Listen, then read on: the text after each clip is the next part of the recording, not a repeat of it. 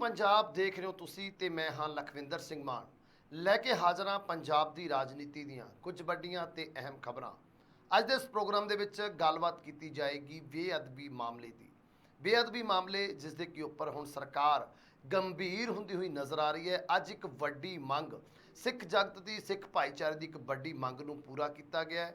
आखिर किहड़ी मंग पूरी की गई है ते इस मंग दे पूरा होने तो बाद कि हुण दोषी सलाखां दे पिछे जाणगे, इस बारे गलबात विस्तार दे नाल कीती जाएगी। नाल ही नाल गलबात करांगे कैप्टन अमरिंदर सिंह दी, जिसनूं कि भाजपा 2024 के मद्देनज़र उप राष्ट्रपति की कुर्सी सौंपण जा रही है। आखिर इस अहुदे दे नाल जेकर ये अहुदा कैप्टन अमरिंदर सिंह नूं भाजपा के वलों दिता जाता है कि भाजपा की वेड़ी बनी लाने के कारगर साबित होएगा ये पैंतरा कि 2024 दी चोणां दे विच भाजपा नूं इस पैंतरे दे नाल कुछ फायदा हुंदा नज़र आ रहा है। इस बारे गलबात की जाएगी तो नाल ही नाल गलबात की जाएगी चंडीगढ़ की। चंडीगढ़ जिस दे उपर की अपना दावा पंजाब सरकार छड्डदी हुई नज़र आ रही है। असी ये गल क्यों कह रहे हैं कि चंडीगढ़ छड्डण दे लई पंजाब सरकार तैयार हो गई है तो हुण चंडीगढ़ का मसले का की बनेगा, इस बारे विस्तार दे नाल चर्चा करने के लिए मेरे नाल जुड़े हुए ने सरदार प्रीतम सिंह खानपुर वड़िंग साहब, जो कि को सियासी माहिर के तौर के नाल साडे जुड़नगे ते नाल ही नाल एक बड़े सिख विद्वान भी ने। सब तो पहला उन्होंने स्वागत करते हैं। खानपुर साहब स्वागत है जी प्रोग्राम के विच। लखविंदर जी, मैं विनिंग प्रोग्राम देख रहे समूचे देश ते विदेश विच बैठे ਸਰੋਤਿਆਂ ਦਾ अपने दिल की गहराइयां तो फतेह अर्ज करदा हां। वाहिगुरू जी का खालसा, वाहिगुरू जी की फतेह। सो खानपुर साहब शुरुआत करिए आपां बेअदबी मामले दे नाल, क्योंकि अज एक वड्डी ते अहम मंग पंजाब सरकार वालों पूरी की गई है सिख जगत की। क्योंकि वार वार ये मंग उठ रही सी कि आखिर जांच किन्ने बार हो चुकी है बेअदबी मामले दे विच, लेकिन इसकी जांच जो रिपोर्ट है उन्होंने जनतक क्यों नहीं किया जा रहा, क्यों नहीं ये जांच सिख जगत को सौंपी जाती। लेकिन अज सरदार भगवंत सिंह मुख मंत्री पंजाब उन्हों के वलों ये जांच रिपोर्ट सौंप दी गई है कि सिख आगूआं नूं। हुण सिख आगूआं दे कोले जांच रिपोर्ट पहुँच चुकी है। सो जिथों कि कंप्लीट पता लग गया कि आखिर ये जांच किस तरीके दे नाल कीती गई, जांच के दायरे दे विच किहड़े-किहड़े वड्डे चेहरे आउणगे। तो हुण गल ये है भी जदों सारा कुछ क्लीयर हो जाएगा, लोकां नूं पता लग जाएगा, जनता दे विच गल आ जाएगी कि आखिर बेअदबी मामले के पिछे मास्टरमाइंड कौन सी। तो किवें देख रहे हो कि हुण बड़ी जल्दी इस दे उपर इंसाफ सिख जगत नूं मिलदा होया नज़र आ रहा है? लखविंदर जी, 2015 का मामला है। जद तो ही वो परिवार जिन्हां दे दो घर के मैंबर उत्थे शहीद होए ने ते इलाके की संगत सिख बुद्धिजीवी उत्थे धरने के उत्ते बैठे, वो यही मंग कर रही थी कि दोषियों नूं फड़िया जाए, दोषियों नूं जल्दी सलाखां दे पिछे भेजिया जाए। सीटां कई बणियां ते सीटां बनदियां रहियां ते सीट मिस होंदियां रहियां। पर जिस दिन दी भगवंत मान सरकार आई, इन्हां ने कहा असी इस मामले का बहुत जल्दी फैसला करांगे। तुहानूं अप टू डेट जो कुछ अज तक दीयां रिपोर्टां ने वो हाई कोर्ट के वकीलों ने कहा असी तुहाडे नूं हर 15 दिन बाद या महीने बाद तुहानूं दिंदे रहांगे। वो रिपोर्टां उन्होंने दिंदे रहे ते अज उन्होंने कंप्लीट जो उन्होंने रिपोर्ट तैयार की है, लेकिन रिपोर्ट वड्डी है। आपां नूं उहदे विचले तत्थां दा नहीं पता हैगा, उहदे विच उन्होंने की ब्यौरे किहड़े किहड़े बंदे नूं दोषी बनाया, किहड़े किहड़े बंदे दा की रोल सी, किस बंदे ने की कीता, ये सारा कुछ तो रिपोर्ट पढ़न तो ही पता लगेगा। लेकिन जिहड़ी मुख गल हैगी है वो गल ये है कि इस रिपोर्ट के नष्ट होने तो बाद कुछ रौला पिया लगता है, कुछ लोगों को नाराज़गी है। वो परिवार जिन्हां दे जी घर दे गए सी, उन्होंने क्या रिपोर्ट आके उन्होंने जिथे असी धरने ते इन्नी देर ते बैठो उत्थे आके ये क्यों नहीं सौंपी।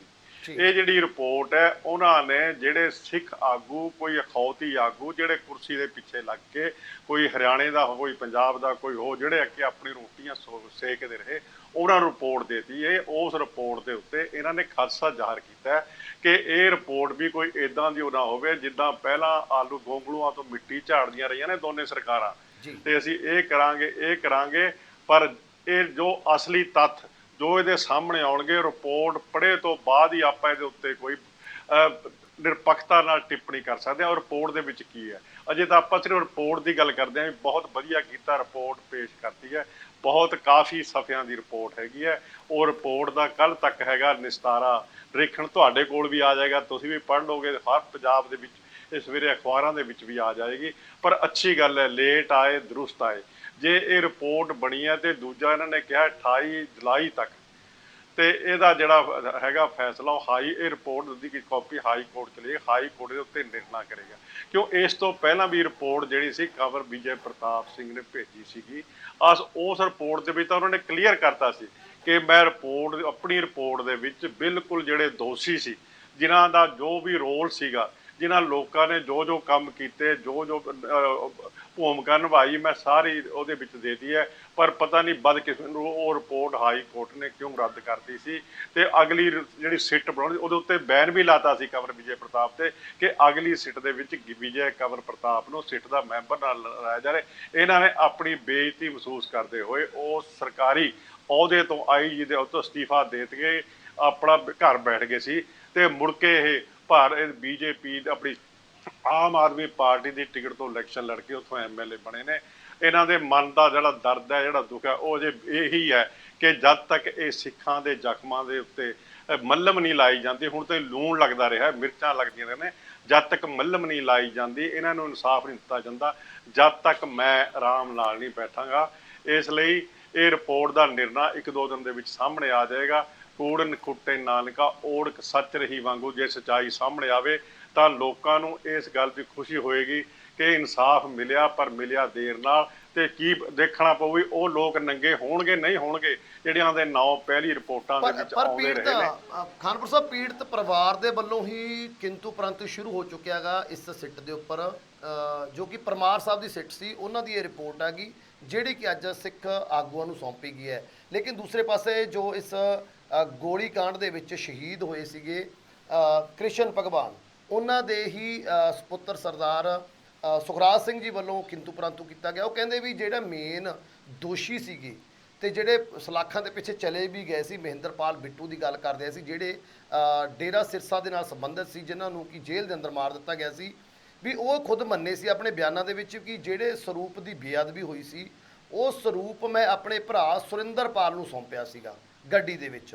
ਲੇਕਿਨ ਨਾ ਤਾਂ ਅਜੇ ਤੱਕ ਉਹ ਸਰੂਪ ਪਤਾ ਲੱਗਿਆ ਵੀ ਸਰੂਪ ਕਿੱਥੇ, ਨਾ ਜੋ ਪਾਵਨ ਅੰਗ ਫਾੜੇ ਗਏ ਸੀ ਉਹ ਬਰਾਮਦ ਕੀਤੇ ਗਏ ਨੇ, ਨਾ ਉਹਨਾਂ ਦਾ ਜ਼ਿਕਰ ਇਸ ਜੋ ਜਾਂਚ ਰਿਪੋਰਟ ਆ ਉਹਦੇ ਵਿੱਚ ਕੀਤਾ ਗਿਆ ਗਾ। ਅਤੇ ਉਹ ਕਹਿ ਰਹੇ ਨੇ ਕਿ ਇਸ ਜਾਂਚ ਰਿਪੋਰਟ ਨੂੰ ਅਸੀਂ ਅਜੇ ਅਧੂਰਾ ਹੀ ਮੰਨ ਰਹੇ ਹਾਂਗੇ। ਆਖਰ ਮਹਿੰਦਰਪਾਲ ਬਿੱਟੂ ਦੇ ਬਿਆਨ ਕਿੱਥੇ ਨੇ ਤੇ ਸੁਰਿੰਦਰਪਾਲ ਤੋਂ ਹੁਣ ਤੱਕ ਪਿੱਛੇ-ਕੁਛ ਕਿਉਂ ਨਹੀਂ ਕੀਤੀ ਗਈ, ਤੇ ਨਾਲ ਹੀ ਨਾਲ ਸਰੂਪ ਦੀ ਵੀ ਗੱਲ ਕਰਦੇ ਨੇ ਵੀ ਉਸ ਪਾਵਨ ਸਰੂਪ ਜਿਸ ਦੀ ਬੇਅਦਬੀ ਹੋਈ ਸੀ ਆਖਰ ਉਹ ਕਿੱਥੇ ਹੈ। ਇਸ ਜਾਂਚ ਦੇ ਵਿੱਚ ਕੁਝ ਵੀ ਦਿਖਾਇਆ ਨਹੀਂ ਗਿਆ। ਫਿਰ ਕਿਵੇਂ ਲੱਗ ਰਿਹਾ ਹੋ ਵੀ ਜਾਂਚ ਦੇ ਆਧਾਰ ਦੇ ਉੱਪਰ ਸਹੀ ਇਨਸਾਫ ਮਿਲ ਪਾਏਗਾ? ਲਖਵਿੰਦਰ, ਜਿਸ ਤਨ ਲਾਗੀ ਸੋਈ ਜਾਣੈ, ਕੌਣ ਜਾਣੈ ਪੀੜ ਪਰਾਈ। ਜਿਨ੍ਹਾਂ ਦੇ ਪਰਿਵਾਰ ਦਾ ਜੀ ਚਲੇ ਜਾਂਦਾ ਹੈ, ਉਸ ਬੰਦੇ ਨੂੰ ਦਰਦ ਹੁੰਦਾ ਹੈ। ਬਾਕੀ ਲੋਕ ਤਾਂ ਸਿਆਸੀ ਰੋਟੀਆਂ ਸੇਕਣ ਵਾਲੇ ਜਾਂ ਆਪਣੀ ਚੌਧਰ ਚਮਕਾਉਣ ਵਾਲੇ ਜਾਂ ਬਿਆਨਾਂ ਤੱਕ ਜਾਂ ਮੀਡੀਆ ਤੱਕ ਆਉਣ ਵਾਲੇ, ਜਿਹੜੇ ਲੋਕ ਉਸ ਟਾਈਮ ਬੜੇ ਅੱਗੇ ਹੋ ਕੇ ਇਹ ਮੋਰਚੇ ਵੀ ਸਰਗਰਮ ਸੀ, ਉਹ ਅੱਜ ਕਿੱਥੇ ਨੇ? ਕੋਈ ਹਰਿਆਣਾ ਦਾ ਪ੍ਰਧਾਨ ਬਣ ਗਿਆ, ਕੋਈ ਕਿਸੇ ਪਾਸੇ ਹੋਰ ਚਲਿਆ ਗਿਆ। ਇਸ ਲਈ ਜੋ ਤੁਸੀਂ ਗੱਲ ਕੀਤੀ ਹੈ ਕਿ ਜਿਹੜੇ ਗੁਰੂ ਗ੍ਰੰਥ ਸਾਹਿਬ ਜੀ ਦੇ ਪਾਵਨ ਸਰੂਪਾਂ ਨੂੰ ਚੁੱਕ ਕੇ ਉਹਨਾਂ ਦੇ ਅੰਗਾਂ ਨੂੰ ਗਲੀਆਂ ਦੇ ਵਿੱਚ ਬੇਅਦਬ ਕੀਤਾ ਗਿਆ, ਬੇਇੱਜ਼ਤੀ ਕੀਤੀ ਗਈ, ਉਹ ਗੁਰੂ ਗ੍ਰੰਥ ਸਾਹਿਬ ਦਾ ਸਰੂਪ ਬਾਕੀ ਉਸ ਅੰਗ ਤੋਂ ਬਿਨਾਂ ਕਿੱਥੇ ਹੈ?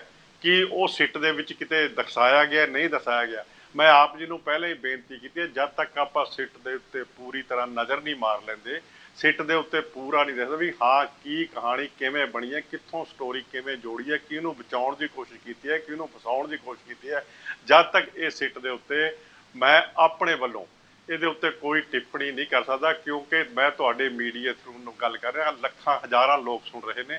ਕੋਈ ਗਲਤ ਗੱਲ ਕੀਤੀ ਹੋਈ ਉਹ ਇਹ ਸਿੱਟ ਦੇ ਉੱਤੇ ਜਾਂ ਤੁਹਾਡੇ ਮੀਡੀਆ ਦੇ ਉੱਤੇ ਵੀ ਅਸਰ ਪੈ ਸਕਦਾ ਹੈ। ਬਾਕੀ ਕੱਲ੍ਹ ਤੱਕ ਹੈ ਜਿਹੜੀ ਉਹ ਕਲੀਅਰ ਸਾਹਮਣੇ ਫੈਸਲਾ ਆ ਹੀ ਜਾਏਗਾ। ਉਹ ਬੰਦੇ ਜਿਨ੍ਹਾਂ ਨੇ ਉਹ ਬੇਅਦਬੀ ਕੀਤੀ ਜਾਂ ਜਿਹੜਾ ਕਹਿੰਦਾ ਮੈਂ ਆਪਣੇ ਭਰਾ ਨੂੰ ਉਹ ਦੇ ਗਿਆ ਸੀ ਜਾਂ ਉਹ ਕਿਤੇ, ਉਹ ਗੱਲ ਸਹੀ ਹੈ। ਤੇ ਸੁਖਜੀਤ ਸਿੰਘ ਨੂੰ ਦੁੱਖ ਲੱਗਿਆ, ਉਹਨੂੰ ਮਨ ਹੈ ਸੁਖਰਾਜ ਸਿੰਘ ਜੀ, ਸੁਖਰਾਜ ਸਿੰਘ ਜੀ, ਉਹਨਾਂ ਦਾ ਘਰ ਦਾ ਜੀ, ਉਹਨਾਂ ਦੇ ਸਰਕਾਰਯੋਗ ਪਿਤਾ ਜੀ ਸ਼ਹੀਦ ਹੋਏ ਨੇ। ਇਸ ਲਈ ਜਿੰਨਾ ਦੁੱਖ ਉਹਨਾਂ ਨੂੰ ਹੈ, ਦੁੱਖ ਤਾਂ ਸਾਰੇ ਪੰਥ ਨੂੰ ਹੈ, ਲੇਕਿਨ ਉਸ ਨੂੰ ਯਾਦ ਹੈ ਜਿਸ ਦੇ ਸਿਰ ਦਾ ਸਾਈਂ, ਜਿਸ ਦੇ ਸਿਰ ਦੇ ਉੱਤੇ ਉਹਨੇ ਮੌਜਾਂ ਕਰਨੀਆਂ ਸੀ, ਆਪਣਾ ਭਵਿੱਖ ਸਵਾਰਨਾ ਸੀ, ਉਹਦੇ ਕੋਲ ਹਮੇਸ਼ਾ ਚਲਿਆ ਗਿਆ। ਪਰਮਾਤਮਾ ਪਰ ਕਰੇ ਖਾਨਪੁਰ ਇਸ ਸਾਹਿਬ ਜੀ, ਬਿਲਕੁਲ ਸਰ, ਗੱਲ ਇਹ ਹੈ, ਚਲੋ ਸੁਖਰਾਜ ਸਿੰਘ ਦਾ ਵੀ ਕਿੰਤੂ ਪਰੰਤੂ ਕਰਨਾ ਜਾਇਜ਼ ਆ, ਕਿਉਂਕਿ ਉਹਨਾਂ ਨੇ ਇੱਕ ਤਾਂ ਗੱਲ ਕਹੀ ਸੀ ਵੀ ਅਸੀਂ ਟਾਈਮ ਦਿੱਤਾ ਸੀ ਸਾਨੂੰ ਸਰਕਾਰ ਨੇ 3 ਮਹੀਨੇ ਦਾ, ਤੇ ਜਿਹੜੀ ਇਹ ਜਾਂਚ ਰਿਪੋਰਟ ਸੀ ਸਾਨੂੰ ਉੱਥੇ ਆ ਕੇ ਧਰਨੇ ਵਾਲੀ ਜਗ੍ਹਾ ਤੇ ਸੌਂਪ ਦੇ ਕਿ ਲੰਮੇ ਟਾਈਮ ਤੋਂ ਅਸੀਂ ਪ੍ਰੋਟੈਸਟ ਕਰ ਰਹੇ ਹਾਂ। ਤੇ ਦੂਸਰੇ ਪਾਸੇ ਗੱਲ ਇਹ ਹੈ, ਜਿਵੇਂ ਤੁਸੀਂ ਕੁੰਵਰ ਵਿਜੇ ਪ੍ਰਤਾਪ ਜੀ ਦੀ ਗੱਲ ਕੀਤੀ ਹੈ, ਉਹਨਾਂ ਦੇ ਵੱਲੋਂ ਇੱਕ ਜਾਂਚ ਕੀਤੀ ਗਈ ਸੀ, ਤੇ ਜਦੋਂ ਐਮਐਲਏ ਚੁਣੇ ਗਏ ਸੀ ਉਹ ਪਹਿਲੀ ਵਾਰ ਵਿਧਾਨ ਸਭਾ ਪਹੁੰਚੇ ਸੀ, ਅਸੀਂ ਵਾਰ-ਵਾਰ ਸਾਡੇ ਦਰਸ਼ਕਾਂ ਦੇ ਨਾਲ ਇਹ ਗੱਲ ਸਾਂਝੀ ਕੀਤੀ ਹੈ ਕਿ ਉਹਨਾਂ ਨੇ ਇਹ ਗੱਲ ਕਹੀ ਸੀ ਵੀ ਜਾਂਚ ਕੰਪਲੀਟ ਹੋ ਚੁੱਕੀ ਹੈ ਬੇਅਦਬੀ ਮਾਮਲੇ ਦੇ ਵਿੱਚ, ਜਿਹੜੇ ਚਿਹਰੇ ਨੇ ਉਹ ਸਾਰੇ ਜਾਂਚ ਦੇ ਵਿੱਚ ਲਿਖੇ ਗਏ ਨੇ ਕਿ ਆਖਰ ਕਿਸ ਬੰਦੇ ਦਾ ਕੀ ਰੋਲ ਸੀ, ਇਹ ਮੇਨ ਕਰਤਾ ਧਰਤਾ ਕੌਣ ਸੀਗਾ, ਇਹ ਗੱਲ ਕੀਤੀ ਗਈ ਸੀ। ਫਿਰ ਇਹ ਸਿਰਫ ਜੋ ਪਰਮਾਰ ਜੀ ਦੀ ਸਿੱਟਾ ਜੋ ਬਾਅਦ ਚ ਬਣੀ ਸੀ ਉਹਦੀ ਜਾਂਚ ਰਿਪੋਰਟ ਹੀ ਕਿਉਂ ਸੌਂਪੀ ਗਈ ਹੈ, ਤੇ ਜਿਹੜੀ ਕੁੰਵਰ ਵਿਜੇ ਪ੍ਰਤਾਪ ਜੀ ਦੀ ਰਿਪੋਰਟ ਹੈ ਉਹ ਕਿੱਥੇ ਹੈਗੀ? ਲਖਵਿੰਦਰ ਜੀ, ਸੁਖਰਾਜ ਸਿੰਘ ਜੀ ਦੀ ਗੱਲ ਬਿਲਕੁਲ ਦਰੁਸਤ ਹੈ ਕਿ ਅਸੀਂ ਇੱਥੇ ਧਰਨੇ ਤੇ ਬੈਠੇ ਹਾਂ, ਮੋਰਚਾ ਲਾਈ ਬੈਠੇ ਹਾਂ। ਇਹ ਰਿਪੋਰਟ ਸੀ ਜਿਹੜੀ ਇੱਥੇ ਆ ਕੇ ਦੇਣੀ ਚਾਹੀਦੀ ਸੀ। ਇਹ ਰਿਪੋਰਟ ਉੱਥੇ ਉਹਨਾਂ ਲੋਕਾਂ ਨੂੰ, ਉਹਨਾਂ ਬੁੱਧੀਜੀਵੀਆਂ ਨੂੰ ਸਮਝ ਲਓ ਜਾਂ ਉਹਨਾਂ ਹਮਦਰਦੀਆਂ ਨੂੰ ਜਿਹੜੇ ਉਹਨਾਂ ਨੂੰ ਰਿਪੋਰਟ ਦਿੱਤੀ ਹੈ, ਉਹਦਾ ਗਿਲਾ ਸਿਕਵਾ ਵੀ ਸਹੀ ਹੈ। ਦੂਜੀ ਗੱਲ ਜਿਹੜੀ ਤੁਸੀਂ ਕੰਵਰ ਵਿਜੇ ਪ੍ਰਤਾਪ ਜੀ ਦੀ ਕਹੀ ਹੈ, ਕੰਵਰ ਵਿਜੇ ਪ੍ਰਤਾਪ ਨੇ ਕਲੀਅਰ ਕਹਿਤਾ ਸੀ ਕਿ ਮੈਂ ਜੋ ਰਿਪੋਰਟ ਬਣਾਈ ਹੈ ਬਿਲਕੁਲ ਰੂਬਰੂ ਮੈਂ ਆਪਣੇ ਪ੍ਰਮਾਤਮਾ ਨੂੰ ਹਾਜ਼ਰ ਨਾਜ਼ਰ ਮੰਨ ਕੇ ਸੱਚਾਈ ਦੇ ਰੂਪ ਤੇ ਬਣਾਈ ਹੈ, ਤੇ ਹਰ ਬੰਦੇ ਨੂੰ ਉਹਨੂੰ ਨੰਗਾ ਕੀਤਾ ਹੈ, ਚਾਹੇ ਉਹ ਕਿੱਡੇ ਹੀ ਵੱਡੇ ਰੁਤਬੇ ਦੇ ਹੋਵੇ, ਚਾਹੇ ਅਫਸਰ ਹੋਵੇ ਪੁਲਿਸ ਦਾ, ਚਾਹੇ ਕੋਈ ਵੀ ਹੋਵੇ। ਮੈਂ ਕਿਸੇ ਨੂੰ ਜਿਹੜਾ ਕਿ ਉਹ ਮੈਨੂੰ ਦੋਸ਼ੀ ਨਜ਼ਰ ਆਇਆ, ਜਿਹਦਾ ਕੋਈ ਰੋਲ ਮੈਨੂੰ ਉੱਥੇ ਗਲਤ ਨਜ਼ਰ ਆਇਆ, ਉਹਨੂੰ ਪੇਸ਼, ਪਰ ਉਹ ਸਿੱਟ ਦੀ ਗੱਲ ਹੀ ਨਹੀਂ ਕਰ ਰਹੇ ਹੈਗੇ।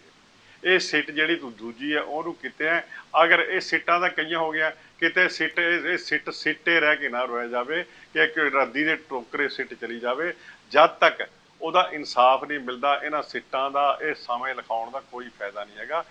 ਸਿੱਖਾਂ ਦੇ ਮਨ ਦੇ ਉੱਤੇ, ਦਿਲਾਂ ਤੇ ਬਹੁਤ ਗਹਿਰੇ ਜ਼ਖਮ ਨੇ, ਉਹਨੂੰ ਜਲਦੀ ਫੈਸਲਾ ਹੋ, ਜਲਦੀ ਉਹ ਬੰਦੇ ਸੁਲਾਖਾਂ ਪਿੱਛੇ ਜਾਣਗੇ, ਤਾਂ ਹੀ ਇਨਸਾਫ ਕਿਸੇ ਪਾਸੇ ਲੱਗ ਸਕਦਾ।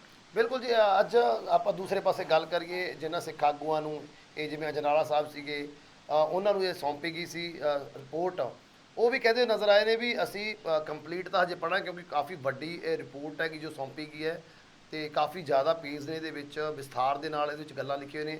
ਤੇ ਉਹ ਮੇਨ ਉਹਨਾਂ ਨੇ ਦੱਸਿਆ ਵੀ ਸੀਬੀਆਈ ਦੀ ਇੱਕ ਤਾਂ ਨਕਾਰਦੇ ਨਜ਼ਰ ਆਏ ਨੇ ਇਸ ਰਿਪੋਰਟ ਦੇ ਵਿੱਚ, ਪਰਮਾਰ ਜੀ ਦੀ ਗੱਲ ਕੀਤੀ ਉਹਨਾਂ ਨੇ, ਤੇ ਨਾਲ ਹੀ ਨਾਲ ਉਹਨਾਂ ਨੇ ਕਿਹਾ ਵੀ ਇਸ ਮਾਮਲੇ ਦੇ ਵਿੱਚ ਮੇਨ ਜਿਹੜੇ ਰੂਪ ਦੇ ਵਿੱਚ ਨਾਮ ਸਾਹਮਣੇ ਆ ਰਿਹਾ ਉਹ ਡੇਰਾ ਰਾਮ ਰਹੀਮ, ਜੋ ਸਿਰਸਾ ਡੇਰਾ ਦੇ ਮੁਖੀ ਨੇ ਰਾਮ ਰਹੀਮ, ਉਹਨਾਂ ਦਾ ਨਾਮ ਅੱਗੇ ਆ ਰਿਹਾ ਹੈ। ਤੇ ਨਾਲ ਹੀ ਨਾਲ ਹੁਣ 29 ਤਰੀਕ ਤੋਂ ਕਹਿ ਰਹੇ ਨੇ ਵੀ ਸੁਣਵਾਈ ਵੀ ਕੋਰਟ ਦੇ ਵਿੱਚ ਸ਼ੁਰੂ ਹੋ ਜਾਏਗੀ। ਕਿਵੇਂ ਲੱਗ ਰਿਹਾ ਹੁਣ ਕਿ ਰਾਮ ਰਹੀਮ ਦੀਆਂ ਮੁਸ਼ਕਿਲਾਂ ਜੋ ਇਸ ਟਾਈਮ ਪੈਰੋਲ ਤੇ ਬਾਹਰ ਚੱਲ ਰਹੇ ਨੇ, ਇਸ ਮਾਮਲੇ 'ਚ ਹੁਣ ਜ਼ਿਆਦਾ ਵੱਧਦੀਆਂ ਹੋਈਆਂ ਨਜ਼ਰ ਆਉਣਗੀਆਂ?